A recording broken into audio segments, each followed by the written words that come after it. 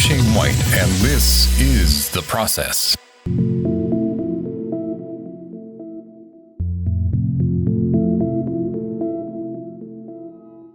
Hey gang, Shane Patrick White here with another edition of The Process. On today's process, I'm going to ink with Pitt pens. I don't think I've actually done a full illustrated comic page with Pitt pens, and I might have done it for an earlier version of Ink Style, but that was just for a technique called deadline. If you haven't seen it, check out, I don't know what episode it would be, but check out the early Ink Style videos and you will see deadline. This is going to be a little bit different. I'm actually trying to create a viable comic book look with Pitt pens. Now, a lot of artists actually use Pitt pens and micron pens to ink their work, and I've always wondered how they get the look that they have, and sometimes the tool dictates the look.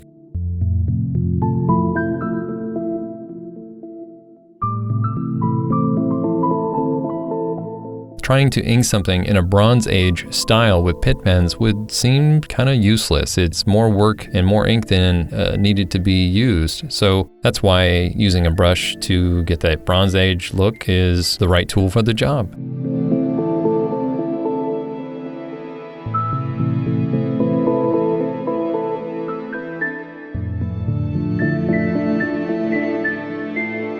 For whatever reason, I think, in my perception anyways, using Pitt pens is a more modern look for your comic book work. Guys like J. Scott Campbell, Mahmoud Azrood, and a few other artists that I admire. I think even Stuart Immonen might actually use Pitt pens. But because I'm using a Pitt pen, I have to be a little more accurate with the line work.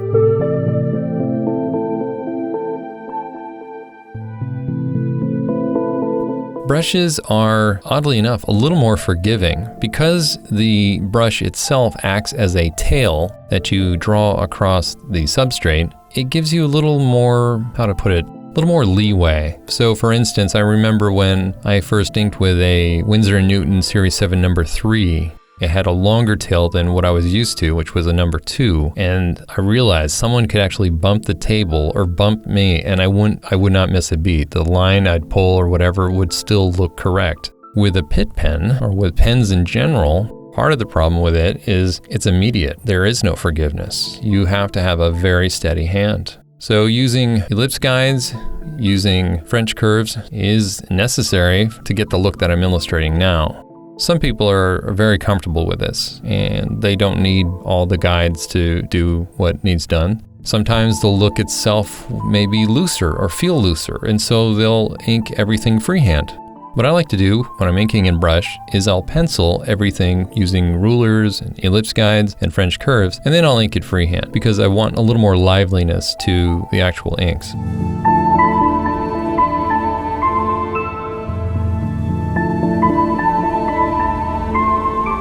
With Pitt pens, the liveliness is in the shape of the characters. So it really behooves you to put more energy and to push shapes and acting to get more of a feeling across, because there is a certain amount of deadness to the line. Now, that's not to say that you can't actually beef up edges and go back over them several times to create thick and thin like you would with a brush, but it just takes a little more forethought as how you're going to do it. So you might think you're going to use a thick pen to do the thick outlines and a smaller pen to do the detail. That's not always the case. Sometimes there'll be a pen that you gravitate towards. Like I personally like the small, the one that's marked with an S on it.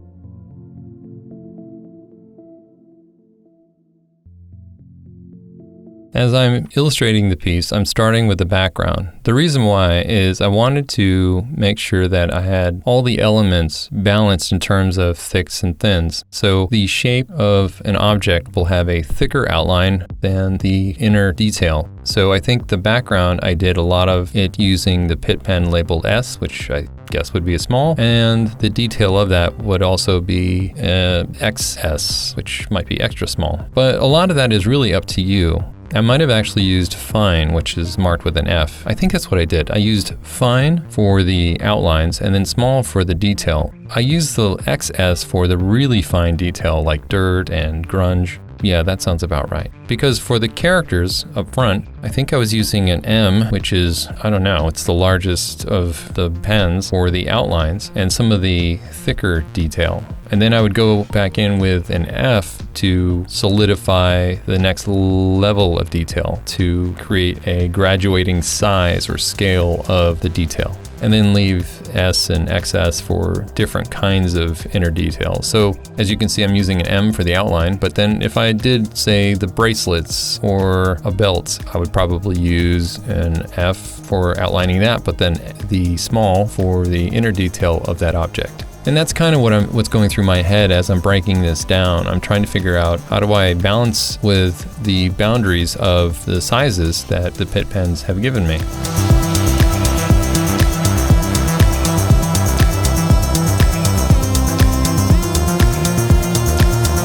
Now there's one last size that Pitt pen makes, and that is B. B is like this big old barrel of black ink that is a very thick marker. And the thing about that, I would use it to fill shadows if I thought that the points could be maintained. But unfortunately, after a bit of use, it flares and it doesn't have the cleanliness that I would require. Instead of wasting all that precious ink to fill in blacks, I can actually use that marker for other purposes, drawing, sketching, or what have you.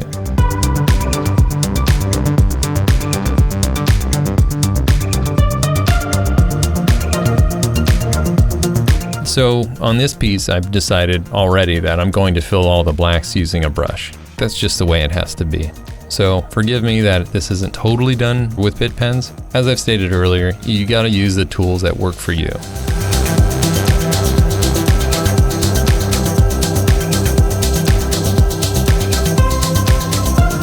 Now this was a fun piece because I never really drawn She-Hulk, and every time I've seen She-Hulk, she's always been treated, well, not so seriously. She's always been a lawyer. I guess her book was more of a comedy, and I can appreciate comedy. I really love comedy, but at the same time, I always wanted there to be more. I'm always interested in more conflict, because what's nice about comedy is it's always best when it's balanced with a little bit of drama. And so I thought, well, who are her villains? Like, I don't even know who she has fear of or who she's fought before. So I remember an old Hostess Cupcake ad with a character called the Abomination, and he was fighting Bruce Banner. Well, he was fighting the Hulk, but the Abomination and the Hulk were going at it, fighting over cupcakes, which people who know that ad may make a connection, but I doubt it. But I thought, well, you know, the Abomination's kind of fun. Hadn't drawn him in, well, ever. And I thought, well, he seemed like a worthy adversary for She-Hulk, so why not? Besides, what I really like drawing are scales on things. So if I have any opportunity to draw scales, I will. It's just fun. I like the kind of rhythm that scales bring and the form that they make when you draw them in a gradation pattern. It's almost like a graphic kind of gradation as opposed to fully rendering with feathering or whatnot. I guess that's the other thing about scales is like Captain America's old uniform used to have scales on it, and I always imagined they were fish scales for some reason. I didn't know what plate mail armor was at the time, and so I always wondered, I wonder what that really looks like.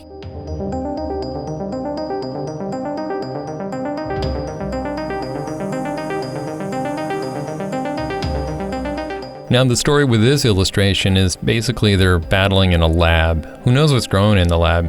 It could be more of the Abomination. It's definitely not his lab. I don't think he's smart enough to hold a pencil. But I thought the idea of her and he battling it out in a sciencey, science fiction looking space would be appropriate. Besides, I kind of like science fiction, so any opportunity to draw labs, it's fine with me.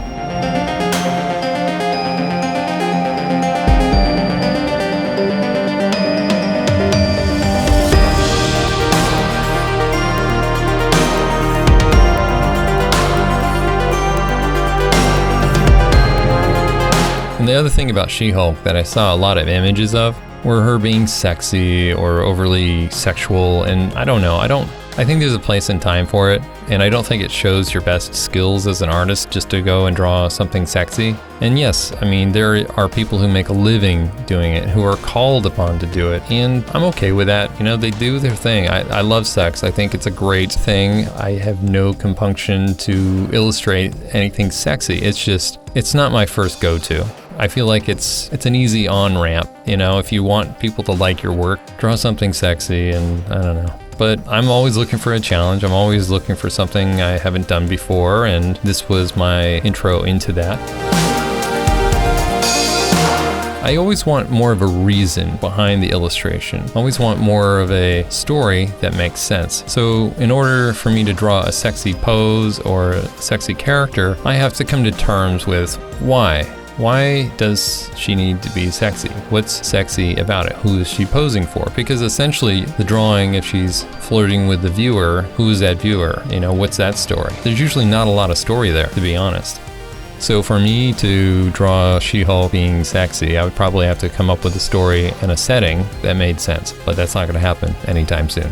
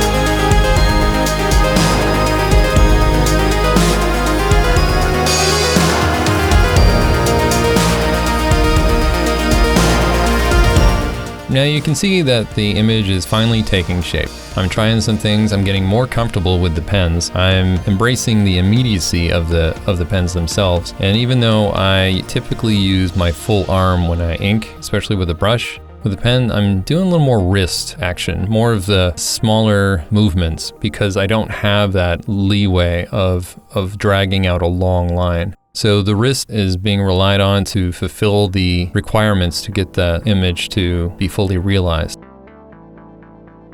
Now, as you know, I tend to wait and build up that confidence before I actually tackle the main protagonist's face. It's something that most viewers are going to look at first. It's important to get it right. I don't want to screw it up. And it's already tough enough when you're trying to make a beautiful character screaming, because it can easily go into man territory and it suddenly doesn't look so beautiful. But hey, I mean, if you really looked at women screaming, they're kind of furious looking. So you gotta respect that.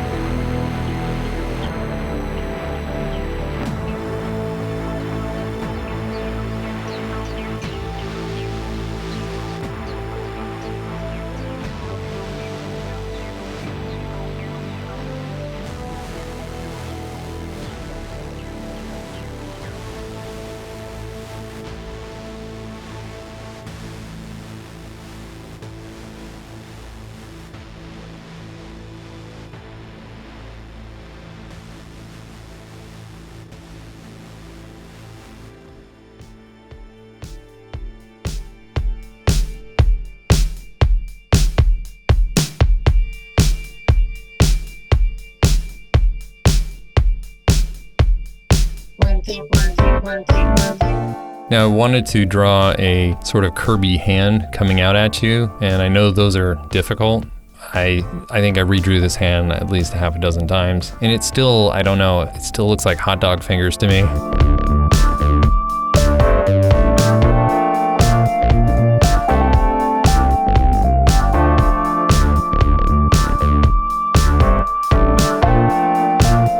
Another thing about inking that is different with the Pitt pens is that when I'm inking with a brush, I'm actually filling in blacks as I go. And that gives me a sort of a balance to figure out where the weight of the entire piece is at any given time. It was really weird trying to ink with this and not see that happening in real time. So I was working at trying to sit back and really take in, okay, this is gonna be filled in black, and then this, how about we leave less black out of the background so we focus on the characters? And that was really my primary goal. Is like, okay, I know I tend to try to use a lot of heavy black, but in this case, I needed to kind of figure out where to place them. And that's a good thing, you know, it really pushed me to think a little more clearly up front than to just, you know, finish as you go, which is a lot more like the way I paint. When I paint, I tend to work the entire canvas and not finish off any one area. That way I can make and judge against other shapes and shadows and the like. So in this case, it's the same way. I'm looking at the piece, I'm saying, where's the focus? The focus is on the interaction of the two main characters. How do I make them the hero, and how do I support them? At one point, I thought I was going to make the ceiling flat black and let the lights and the outline of the lights sort of stand out. But I don't know, it didn't feel right. I felt like it was going to take the weight of the image away from the shadow on the floor. Now one could say, yeah, it might have actually balanced out, but then it would draw the attention around the head of the abomination, and I wasn't sure I wanted that. Now, I could have taken a piece of tracing paper, laid it over the entire image, and then used the B Pitt pen and sort of sketched out what would that black look like. And I recommend you do that for any kind of inking. It's a quick way to figure out where you want your blacks, especially if you're starting out and you're kind of unsure of things.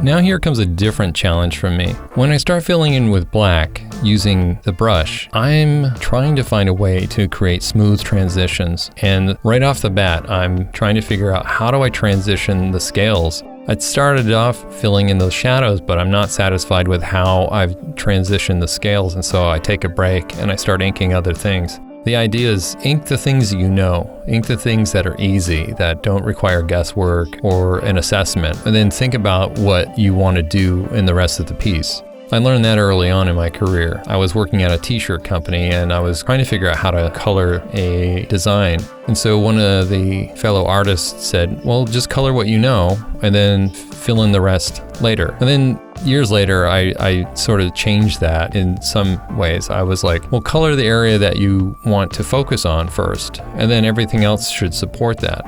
Both methods work well in different applications, so just keep that in mind for yourself.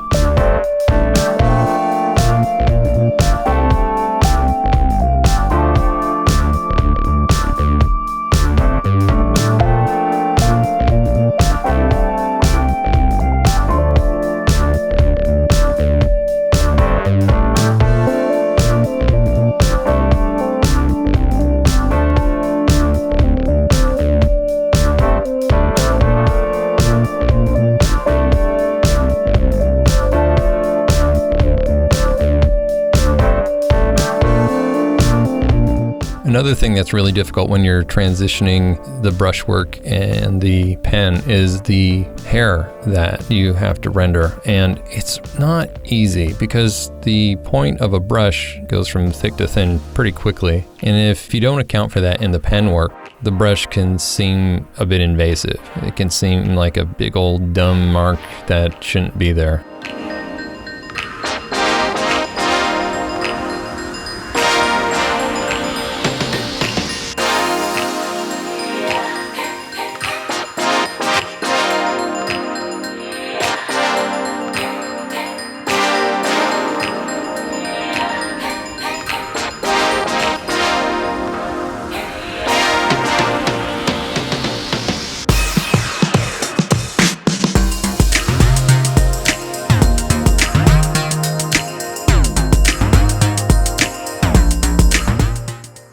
At times I also use the brush to reinforce smaller shadows that I didn't really want to waste my Pitt pen ink on. So like the eyes or the neck of the abomination.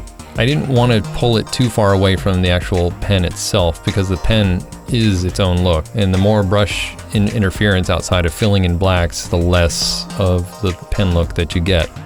Now, I mean, that could be its own look in itself. I mean, it's just a development of where you are and where you take it. So I recommend, if you want, try this technique and then see where else it can go.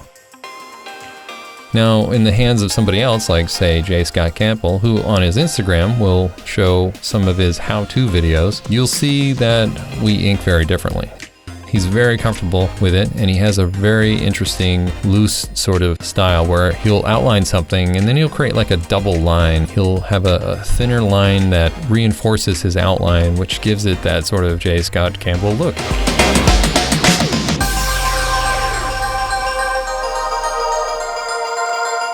Now granted, this is the first image I've really ever done with a Pitt pen, so give me a year of just working with Pitt pens and I would guess that the style would change and develop over time. Things would definitely loosen up, I would gain confidence, and I would find new ways of expressing and describing things.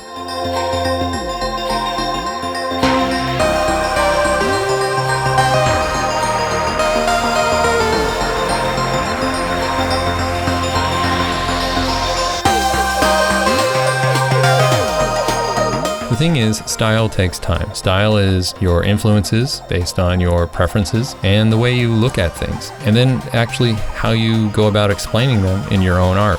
And some of that takes time.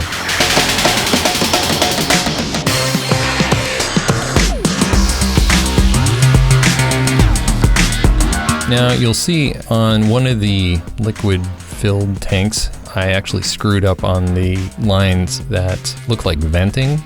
I don't know what I was thinking. It was poorly planned. And now, once I made that mistake, and it's not one I can back out of. I can't necessarily, I want to keep the integrity of those vents because I like the vents on the background tank. So I know I'm gonna have to use whiteout. And if you've followed any of my other videos, which I prefer not to use whiteout, I will find a way to make mistakes work, just so I don't have whiteout on the final image, that's all.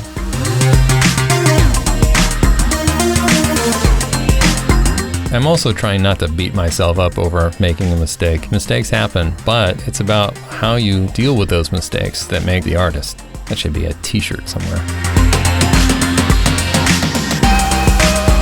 So far, I'm enjoying the results of the Pitt pens as I fill in the blacks. It's actually a nice surprise because things are starting to take shape and form, and I'm making adjustments as I go.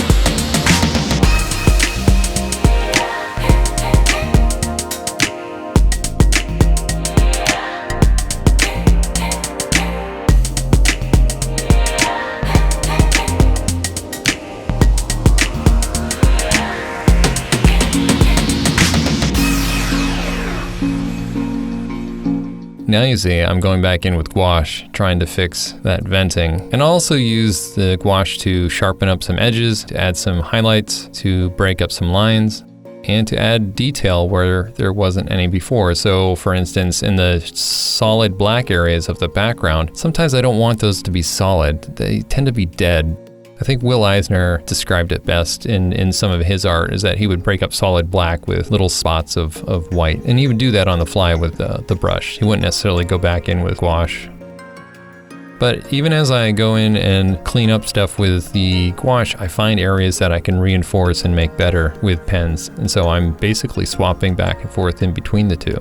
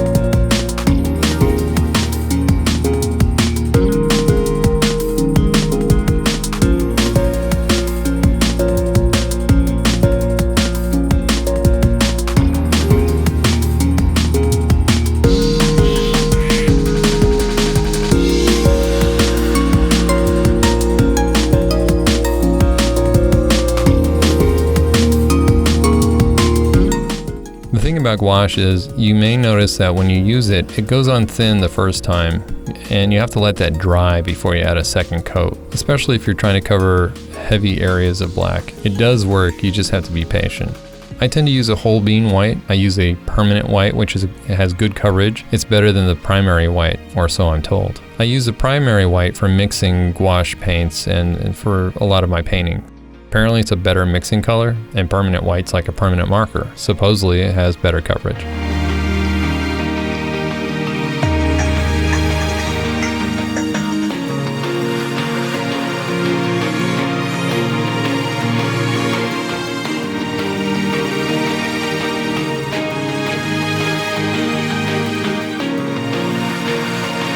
Hey gang, it's worth noting that I also have a Patreon. I cover a lot of stuff about comics and storytelling, as well as storyboarding and running your own freelance business at www.patreon.com/Shane Patrick White. I have 4 different tiers available for you to check out today. If you've ever had the desire to start your own art business, this is the Patreon for you at www.patreon.com/Shane Patrick White.